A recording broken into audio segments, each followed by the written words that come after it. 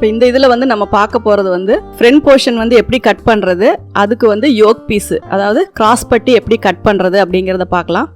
அதுக்கு முன்னாடி இந்த சேனலை வந்து சப்ஸ்கிரைப் பண்ணாதவங்க சப்ஸ்கிரைப் பண்ணிக்கோங்க. அதே மாதிரி பக்கத்தில் வர பெல் சிம்பிளையும் ப்ரெஸ் பண்ணிக்கோங்க. அப்போ தான் வந்து உங்களுக்கு வீடியோஸ் வந்து உடனுக்குடனே நாங்கள் போடும்போது உங்களுக்கு நோட்டிஃபிகேஷன் கிடைக்கும்.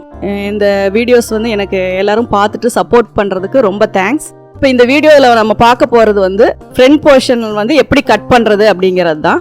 நிறைய வீடியோஸ் வந்து நம்ம இதில் வந்து ஃப்ரண்ட் போர்ஷன் கட் பண்ணுறது, நெக்கு கட் பண்ணுறது எல்லாமே இருக்குது. இருந்தாலும் நிறைய பேருக்கு அந்த டவுட்ஸ் இருக்கிறனால நான் மறுபடியும் அதை வந்து உங்களுக்கு கரெக்ட் பண்ணுறேன். அதே மாதிரி கிளாஸுமே நான் வந்து கண்டினியூ பண்ணுவேன்.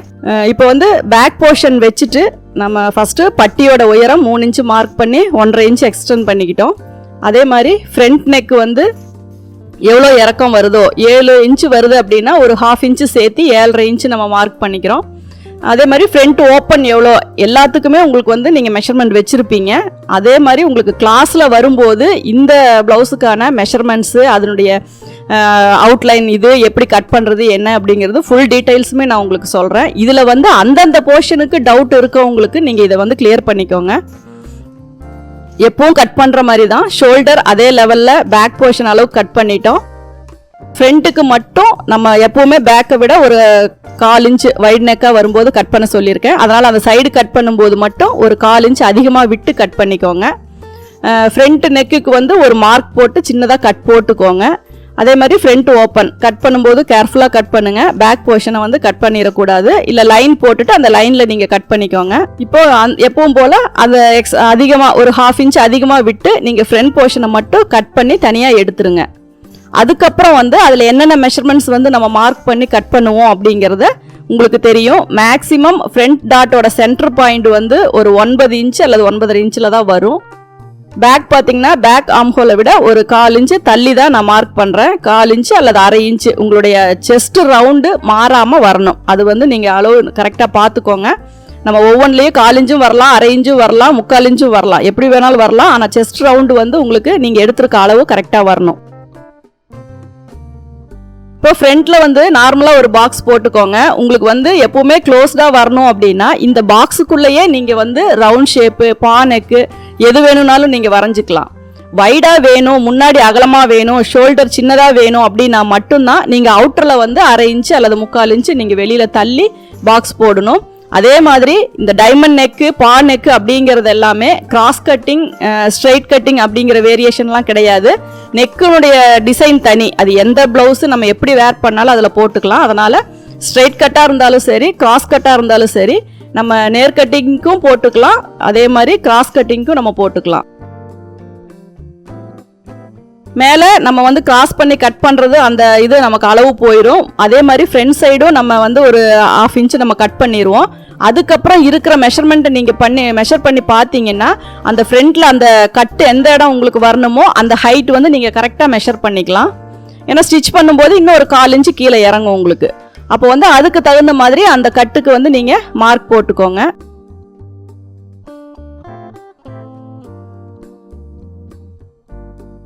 இப்போ நமக்கு வந்து இந்த டைமண்ட் ஷேப் வந்து எந்த அகலம் வேணுமோ அதை வந்து நம்ம கட் பண்ணிக்கலாம்.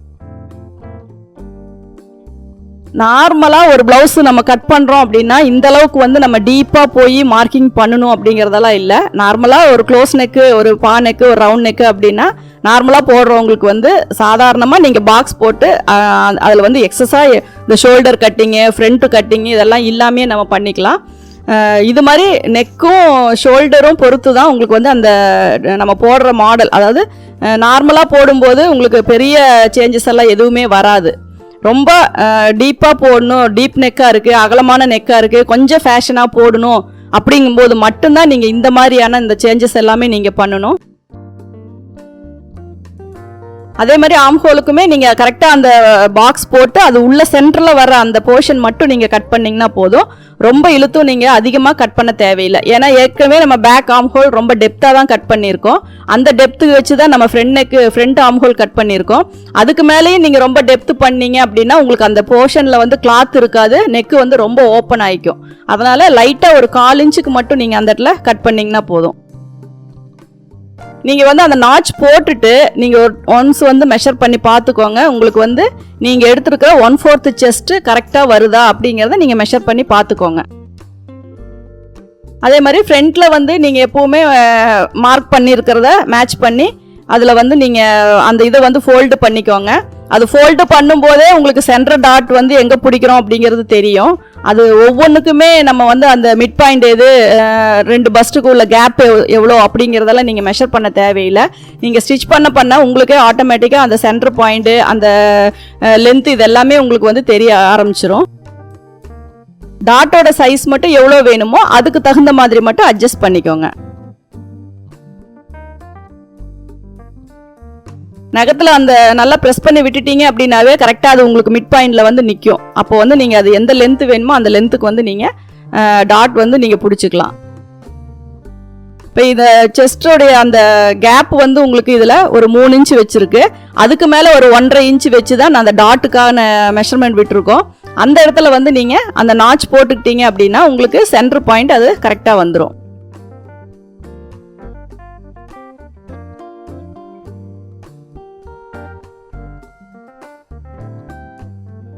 அதுக்கப்புறம் ஆம்ஹோலுக்கு வந்து ஒரு நாச்சு அது சென்டர் பாயிண்ட் வச்சு நீங்கள் போட்டுக்கோங்க. அந்த பாக்ஸ் போட்ட இடத்துலயே உங்களுக்கு சென்டர் பாயிண்ட் தெரியும். அதில் வச்சு நீங்கள் போட்டுக்கோங்க.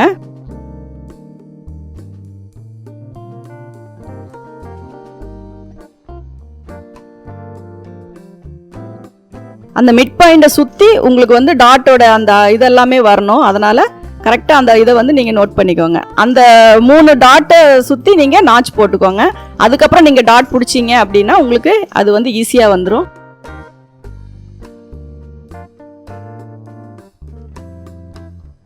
இப்போ வந்து ஃப்ரண்ட் அண்ட் பேக் கட் பண்ணியிருக்கோம். அது மேலே ஃப்ரண்ட்டை வந்து நீங்கள் மேட்ச் பண்ணி பார்த்தீங்க அப்படின்னா நார்மலாக போடுற கட்டிங்க்கு எல்லா நாச்சஸுமே பேக்கு ஃப்ரண்ட்டு ஷோல்டர் எல்லாமே ஈவனாக வரும். கொஞ்சம் நம்ம அதிகமாக டெப்த் பண்ணி போடுற கட்டிங்க்கு மட்டும்தான் உங்களுக்கு இந்த மாதிரியான சேஞ்சஸ் எல்லாம் கிடைக்கும். அதாவது ஆம்ஹோலும் செட் ஆகாத மாதிரி இருக்கும், ஃப்ரண்ட்டும் கிராஸாக இருக்கும், ஷோல்டரும் கிராஸாக தான் இருக்கும்.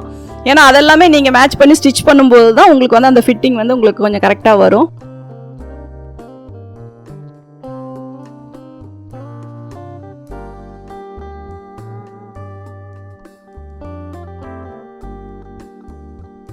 இப்போ வந்து நீங்கள் அந்த பேக் இதில் வந்து ஃப்ரண்ட் அப்படியே வச்சுக்கோங்க. அதுக்கப்புறம் வந்து நீங்கள் பட்டி யோக் பீஸ் வந்து மெஷர் பண்ணிக்கோங்க.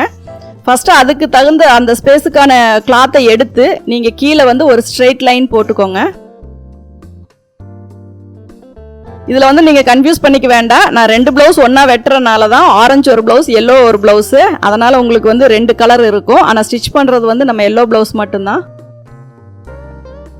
இதே மாதிரி உங்களுக்கு நம்ம 2-3 பீஸ் ஒன்றா போட்டு நம்ம கட் பண்ணலாம். ஒரு 4 ப்ளவுஸ் வரைக்கும் நம்ம போட்டோம்னா நல்லா சிசர் யூஸ் பண்ணி கட்டிங் போட்டோம் அப்படின்னா உங்களுக்கு வந்து 4 ப்ளவுஸ் ஒன்றா வச்சு கட்டிங் போடலாம். அப்படி போடும்போது உங்களுக்கு எல்லா மெஷர்மெண்ட்டுமே கரெக்டாக வரும். அதுக்கு மேலே போச்சு சிசருடைய இது கரெக்டாக இல்லை அப்படின்னா தான் உங்களுக்கு அதில் டிஃப்ரெண்ட் வரும். ஒரு 1/4 இன்ச் வரைக்குமே டிஃப்ரெண்ட் வரும். அதனால் நீங்கள் வந்து அது உங்களுடைய சிசருடைய இதை பொறுத்து நீங்கள் வந்து அந்த கட்டிங் வந்து தாராளமாக 4 அல்லது 5 வச்சு நம்ம கட்டிங் போட்டுக்கலாம். ஏன்னா ஒரே மெஷர்மெண்ட்டில் 4-5 ப்ளவுஸ் வரும்போது ஒவ்வொன்றுக்கும் நம்ம தனித்தனியாக கட் பண்ணிகிட்டு இருந்தோம் அப்படின்னா நமக்கு நிறையா வந்து டைம் வந்து நம்ம ஸ்பெண்ட் பண்ணுற மாதிரி இருக்கும். அப்படி இல்லை அப்படின்னா ஒரு ப்ளவுஸ் ஃபஸ்ட்டு கட்டிங் போட்டு மீதி 4க்கும் அதை வந்து நீங்கள் பேட்டர்னாக வச்சு மற்ற கட்டிங் வந்து நம்ம போட்டுக்கலாம். ஆனால் போடும்போது மெஷர்மெண்ட்ஸை வந்து ஷோல்டர் அளவு இது எல்லாத்தையுமே ஒரு தடவைக்கு 2 தடவை மெஷர் பண்ணி பார்த்துட்டு அதுக்கப்புறம் எல்லாம் வந்து ஒன்றா வச்சு நீங்கள் கட் பண்ணிக்கலாம். இப்போ பார்த்தீங்கன்னா கிராஸ் பட்டி நான் என்ன மார்க் பண்ணுறேன் அப்படிங்கிறது உங்களுக்கு புரியும். சைடில் வந்து 1.5 இன்ச் எப்போவுமே எக்ஸஸாக எடுத்திருப்போம். ஃப்ரண்ட்டில் வந்து நான் 4.5 இன்ச்சு மேக்ஸிமம் 4.5 இன்ச்சு நான் சொல்லியிருக்கேன். இப்போ அந்த கிராஸ் எதுக்காக வருது அப்படின்னா முன்னாடி வர அந்த கிராஸ் லைன் வந்து நமக்கு அந்த பட்டி வந்து சீட்டிங் ஆகணும் அப்படிங்கிறதுக்காக தான் அந்த கிராஸ் வந்து நம்ம போடுறோம்.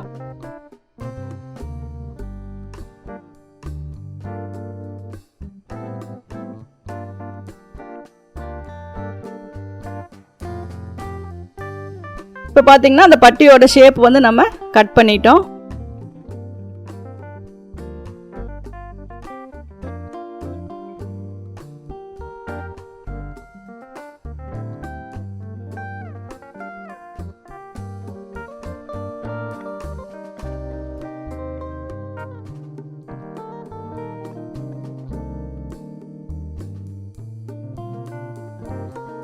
இப்போ வச்சு நீங்கள் மேட்ச் பண்ணி பார்த்தீங்க அப்படின்னா உங்களுக்கு அந்த பட்டியோட ஷேப் வந்து உங்களுக்கு ஓரளவு கரெக்டாக வரும். கொஞ்சம் எக்ஸஸாக இருந்தாலும் பரவாயில்ல, அதை நம்ம அப்புறமா கூட எல்லாம் ரெடி பண்ணிட்டு கூட நம்ம கட் பண்ணிக்கலாம். ஏன்னா நம்ம டாட் பிடிக்கிறத பொறுத்து கொஞ்சம் முன்ன பின்ன அந்த எவ்வளோ பர்ஃபெக்டாக வச்சாலும் சப்போஸ் வேரியேஷன் வந்தால் நம்ம வந்து அதுக்கு தகுந்த மாதிரி லாஸ்ட்டில் வந்து நம்ம கட் பண்ணிக்கலாம்.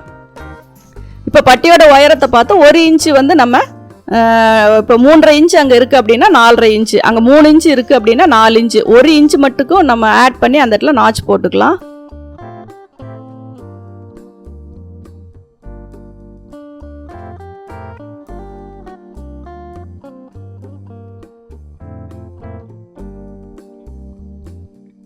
இப்போ அந்த ஃப்ரண்ட்டையும் அந்த யோக் பீஸையும் வச்சு நம்ம கிராஸாக வச்சு நம்ம கட்டிங் போட்டுக்கலாம்.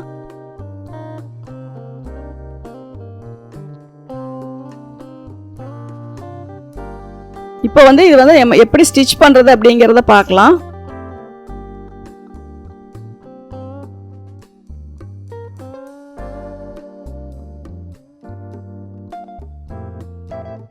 இந்த நெக்கோட அகலம் வந்து உங்களுக்கு தேவைன்னா அந்த அளவுக்கு நீங்கள் வச்சுக்கலாம். இல்லாட்டினா நீங்கள் வந்து ஒரு 3 இன்ச்சுக்கு மேலே நீங்கள் போக வேண்டாம். முன்னாடி நெக்கோட அகலம் வந்து 2.25 அல்லது 3 இன்ச்சு. இப்போ இதை வச்சு நான் ஃபஸ்ட்டு இந்த தையல் ஏன் போடுறேன் அப்படின்னா உங்களுக்கு வந்து அந்த 2 இதையுமே வந்து டாட்டையுமே வந்து நம்ம அந்த பிரின்சஸ் கட் மாதிரி வந்து ஜாயின் பண்ணும். அதனால் நீங்கள் அதில் வந்து ஒரு கிராஸில் வந்து ஒரு தையல் போட்டுக்கிட்டீங்க அப்படின்னா உங்களுக்கு டாட் பிடிக்கும்போது ஈஸியாக இருக்கும்.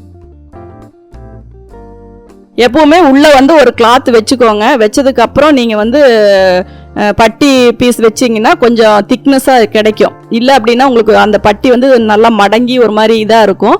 அதனால் நீங்கள் உள்ளே வந்து ஸ்டிஃபாக வேணும் அப்படிங்கிறதுக்காக உள்ளே 2 கிளாத் வந்து நீங்கள் வச்சுக்கலாம். திக்கான கிளாத்தாக இருந்தால் 1 வச்சிங்கன்னா போதும். சாஃப்டாக இருக்குது அப்படின்னா 2 கிளாத் வச்சு நீங்கள் அதை கொஞ்சம் திக்காக வச்சுக்கிட்டீங்க அப்படின்னா வேர் பண்ணும்போது உங்களுக்கு போடும்போது பட்டி வந்து அந்த உள்ளே சுருண்டு போகாமல் கொஞ்சம் ஸ்டிஃபாக இருக்கும்.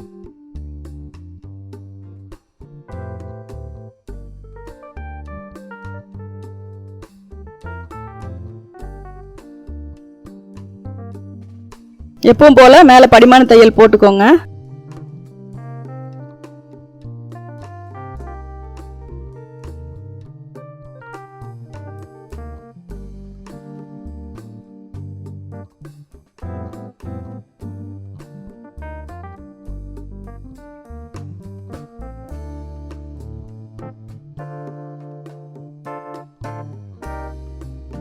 நீங்கள் அந்த பட்டி வந்து நீங்கள் தையல் போடும்போது நீங்கள் 2 பக்கமும் நாச் போட்டிருக்கீங்க. கரெக்டாக அந்த நாச்சில் தான் தையல் விழணும். நீங்கள் கீழே இறக்கி போட்டீங்க அப்படின்னா உங்களுக்கு சைடில் வந்து பட்டி ஜாயின் பண்ணும்போது முன்ன பின்ன கட் பண்ணுற மாதிரியோ அட்ஜஸ்ட் பண்ணுற மாதிரியோ வரும். கரெக்டாக நீங்கள் நாச் போட்டிருக்க அந்த இதுலேயே தையல் போட்டிங்க அப்படின்னா உங்களுக்கு வந்து அந்த சைடு நம்ம விட்டுருக்க அளவு வந்து உங்களுக்கு கரெக்டாக வந்து சைடு ஜாயின் பண்ணும்போது ஈவனாக வரும். அதனால தான் அந்த நாச் போடுறோம். அந்த நாச் போடுறதுக்கு வந்து நீங்கள் கரெக்டாக ஸ்ட்ரைட் தையல் போட்டுக்கோங்க.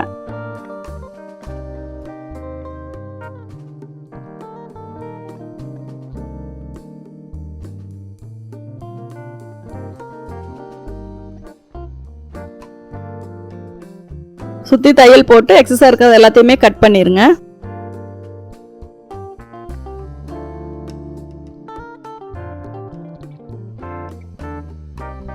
ரெண்டு பட்டியும் வச்சு பார்க்கும்போது ஈவனாக வரணும். அதே மாதிரி ஃப்ரண்ட்டு வந்து 2 ரைட் லெஃப்ட் 2 ஒன்றா வைக்கும் போதும் அதில் ஈவனாக வரணும். அது வச்சதுக்கு அப்புறமா நீங்கள் வந்து எக்ஸஸாக இருந்துச்சு அப்படின்னா சும்மா சின்ன சின்ன அட்ஜஸ்ட்மெண்ட் இருந்து அதை பண்ணிவிட்டு அதுக்கப்புறமா வந்து நீங்கள் டாட் பிடிச்சிக்கலாம்.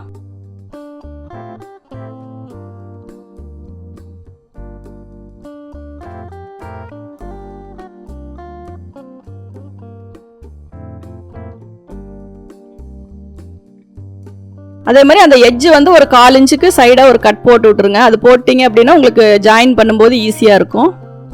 ஏன்னா நிறைய பேருக்கு எந்த இடத்துல வச்சு ஸ்டார்ட் பண்ணி தையல் போடுறது அப்படிங்கிறது வந்து கன்ஃபியூஷன் ஆகும். அதெல்லாம் அதை கட் போட்டிங்க அப்படின்னா அந்த கீழ் எட்ஜில் இருந்து நீங்கள் வந்து தையல் போட்டு ஜாயின் பண்ணி அதே ஈவனாக அந்த 1/2 இன்ச் அப்படியே நீங்கள் கொண்டு வரலாம்.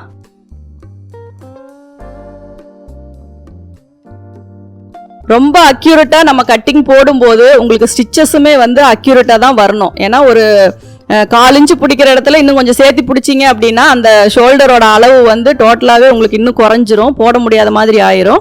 அதனால் தையல் எல்லாமே ஷோல்டர் பக்கம் ஆம் ஹோல் ஜாயின் பண்ணுறீங்க அப்படின்னா உங்களுக்கு வந்து அந்த ஸ்லீவும் ஆம் ஹோலும் ஜாயின் பண்ணுற இடம் 1/2 இன்ச்சுன்னா 1/2 இன்ச்சு தான் தையல் போடணும். அதே மாதிரி கழுத்துக்கு வந்து ஒரு 1/4 இன்ச்சு அப்படின்னா அந்த 1/4 இன்ச்சு தான் நம்ம தையல் போடணும். அதை விட நம்ம மாற்றி போட்டோம் அப்படின்னா நம்ம போட்டிருக்க அந்த ஷோல்டர் எல்லாம் இப்போ வந்து ரொம்ப அக்யூரேட்டாக நம்ம வச்சுருக்கோம். அதனால் அந்த அலவன்ஸ் மாறிச்சு அப்படின்னாலும் அதில் வந்து உங்களுக்கு டிஃப்ரென்ஸ் வரும், கழுத்து லூஸ் வரும். அதனால் அதையுமே வந்து நம்ம கேர்ஃபுல்லாக தைக்கணும். தையல் போடுறது அப்படிங்கிறது வந்து ரொம்ப இம்பார்ட்டன்ட். அந்த ஸ்ட்ரெயிட் போடுறது, எந்தெந்த இடத்துல கரெக்டாக ஷேப் பண்ணி வளைக்கணுமோ அதெல்லாமே கரெக்டாக நம்ம போடணும். இப்போ இது வந்து நான் ஏற்கனவே ஒரு தையல் வந்து நான் அதில் போட்டிருக்கேன். அதனால் அந்த கீழே இருக்க டாட்டோட அந்த தையலை வந்து அப்படியே நம்ம வந்து ஜாயின் பண்ணுறதுக்கு அது வந்து உங்களுக்கு ஈஸியாக இருக்கும். அந்த இடத்துல தையல் இல்லை அப்படின்னா உங்களுக்கு அந்த இடம் கரெக்டாக ஷேப் கொண்டு வரது கொஞ்சம் கஷ்டமாக இருக்கும். அதனால் ஏற்கனவே ஒரு நார்மலாக ஒரு தையல் நம்ம போட்டிருக்கிறனால நீங்கள் வந்து அடுத்த தையலை மேலே போடும்போது உங்களுக்கு கொஞ்சம் ஈஸியாக இருக்கும். இது வந்து ரொம்ப ஷார்ப்பாக வரக்கூடாது, பிரின்சஸ் கட் மாதிரி வரணும் அப்படிங்கிறதுக்காக நம்ம போடுறது தான். இல்லை உங்களுக்கு அந்த தேவையில்லை, ஜாயிண்ட் தேவையில்லை அப்படின்னா நீங்கள் நார்மலான டாட்டே 3 டாட் பிடிச்சிக்கலாம்.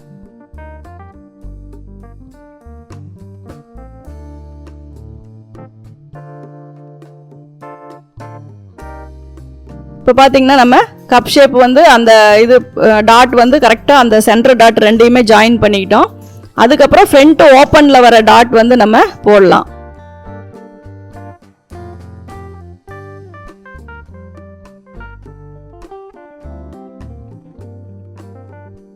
இப்போ வந்து இதை வந்து நீங்கள் எப்பவும் போல் பிரின்சஸ் கட்டுக்கு போடுற மாதிரி மேலே ஒரு படிமான தையல் போட்டுக்கலாம்.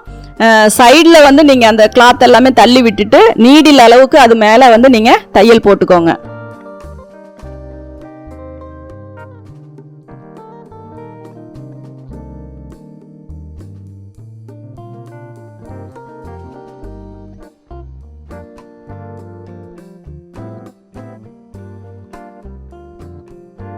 ரெண்டு சைடும் இதே மாதிரி நீங்கள் ரெடி பண்ணிக்கோங்க. அப்போ வந்து உங்களுக்கு கப் ஷேப் வந்து ரொம்ப ஷார்ப்பாக வராது.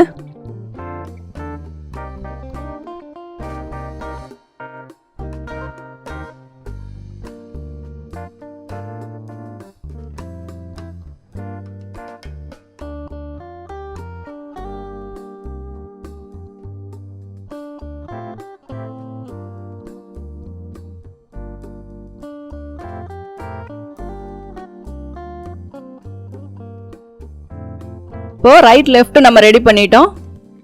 இதுக்கப்புறம் இந்த யோக் பீஸை வந்து கரெக்டாக கீழே இருக்க அந்த எட்ஜில் வச்சு நம்ம தையல் போட்டு ஒரு 1/2 இன்ச்சில் நம்ம கரெக்டாக தையல் போட்டால், ஏன்னா இது வந்து ஸ்ட்ரெயிட் பீஸ் இல்லை அப்படிங்கிறனால அந்த வளைவுக்கு தகுந்த மாதிரி நீங்கள் நீடியில் உள்ளே நிறுத்தி லிஃப்ட் பண்ணி கரெக்டாக தையல் போடணும். ஏன்னா உள்ளே சுருக்கு வந்தால் உங்களுக்கு அது பார்க்குறதுக்கு நல்லா இருக்காது. இப்போ இதில் வந்து நீங்கள் டபுள் ஸ்டிச் போட்டு ஓவர்லாக் போட்டீங்க அப்படின்னா உங்களுக்கு வந்து அந்த பட்டி வந்து நல்ல ஃபினிஷிங் வந்து கரெக்டாக நீங்கள் எடுத்த அளவு வந்து பர்ஃபெக்டாக இருந்துச்சு அப்படின்னா உங்களுக்கு அதில் சைடு கட் பண்ணவும் தேவையில்லை, ஃபினிஷிங்கும் உங்களுக்கு நீட்டாக இருக்கும். இப்போ பார்த்தீங்கன்னா நம்ம பட்டி வந்து அட்டாச் பண்ணிட்டோம்.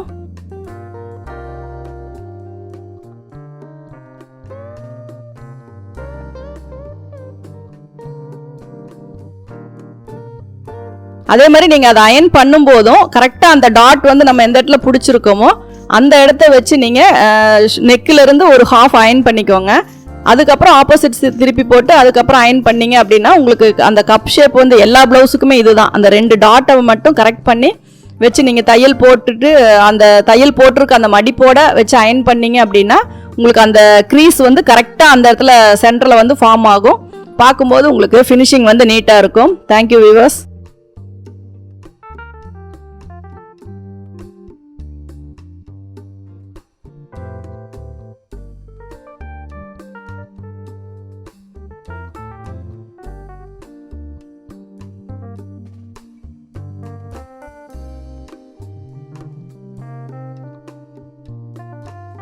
நம்ம சேனலை சப்ஸ்கிரைப் பண்ணாதவங்க சப்ஸ்கிரைப் பண்ணிக்கோங்க. பக்கத்தில் இருக்க பெல் சிம்பிளையும் அப்படியே ப்ரெஸ் பண்ணிக்கோங்க. பண்ணிட்டீங்க அப்படின்னா தான் உங்களுக்கு வீடியோஸ் வந்து உடனுக்குடனே அப்லோட் பண்ணும்போதெல்லாம் நோட்டிஃபிகேஷன் கிடைக்கும். பிடிச்சிருந்தா கண்டிப்பாக ஃப்ரெண்ட்ஸுக்கு கூட ஷேர் பண்ணுங்க, கமெண்ட்ஸ் பண்ணுங்க. உங்களுடைய கொஸ்டின்ஸ்க்கு எல்லாமே நான் வந்து உங்களுக்கு ஆன்சர் பண்ணுறேன்.